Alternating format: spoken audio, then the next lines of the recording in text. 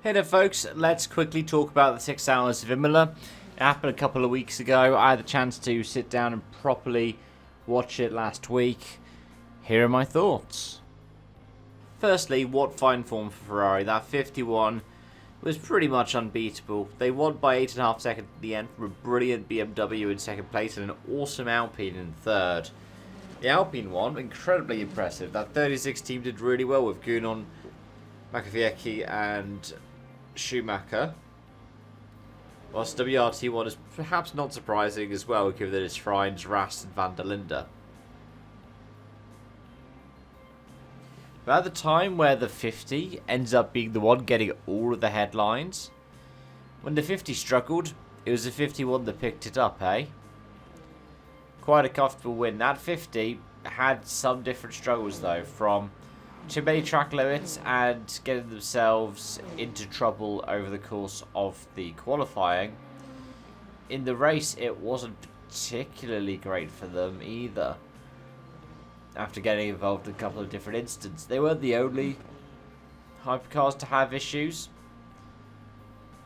I mean, the poor Aston Martins are just continuing to struggle with the lack of a bop, but that's what it's going to be like for the first season, really. It's probably going to be next year where it picks up, and then you'll see Genesis, for example, struggling instead. In the GT3s, and it's the first win for Manthe First Form, with Hardwork Elite and Pera as their lineup. It was oh so close for the WRT 46. They got pole position with Valentino Rossi behind the wheel, but it was Rossi himself that ended up undoing that chance to win, even though it was incredibly close at the end. A slightly opportunistic lunge on the 54 AF Corsa car, which still managed to come back to what a respectable 5th in class after that. It was really well done. They did good to get both the 2nd for WRT and the 5th for the 54 car. It just shows Valentino Rossi is a very capable wheelman. I'd love to see him do the 24 with WRT in the hypercar. Elsewhere was it a dream debut for Esteban Masson. Masson had to replace an injured Ben Barnicoat and helped the Lexus get into 3rd place in LMGT3. Given that he's on the younger junior single-seater ladder at the moment, that's a really good performance for Masson.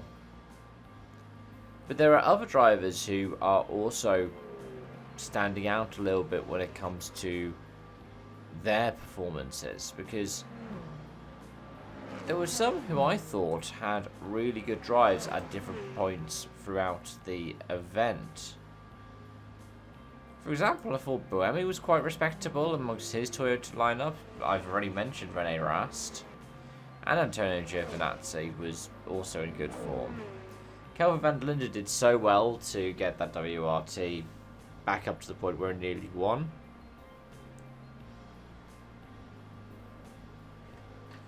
But for example, somebody who stood out for me, because I haven't really seen his name pop up that much, was Razvan Umbrescu, the Romanian driver behind the other Okotis ASB, the 87. Now, he's got some recognisable names. He has Clement Schmidt, but he also has Jose Maria Lopez in that car. But Umbrescu did relatively well as well, was a capable wheelman. Anyways, I don't have many other thoughts to talk about at the moment, so I just want to say thank you so much for watching and joining. Thank you for being patient. I know the last couple of days I haven't been getting the videos out on my normal schedule. Hopefully that'll be fixed by the end of the weekend.